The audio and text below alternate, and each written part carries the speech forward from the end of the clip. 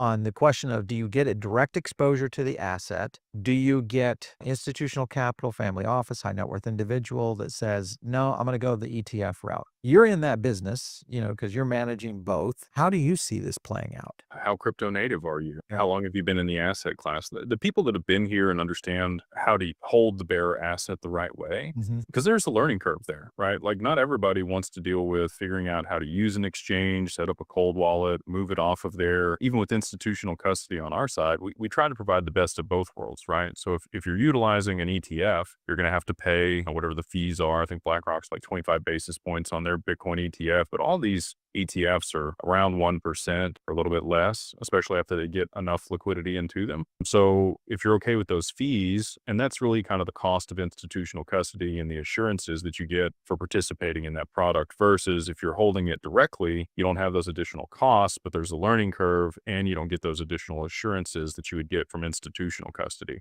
Right. So that's what I think about in my mind. I'm like, okay, it's going to cost me 1%. It's kind of the insurance that this is good. Liability is on the other person. It's not on me. And I get that warm and fuzzy that I wouldn't get if I was holding it myself. And family offices, some of them are very private and they would prefer to hold the asset themselves and figure that out and employ the people. But I think you're going to see the majority of the adoption from institutions and family offices as a whole, probably more on the structured product side, because that's also easy to report on. A lot of the frictions that we've had is Adapar and Orion and Black Diamond and all these reporting softwares aren't interoperable with these exchanges or custodians. And so for them to be able to see their full portfolio, a lot of it's manual entry unless you're just buying a structured product that's inside your traditional portfolio and you have full visibility. So I think most people are probably going to go that way.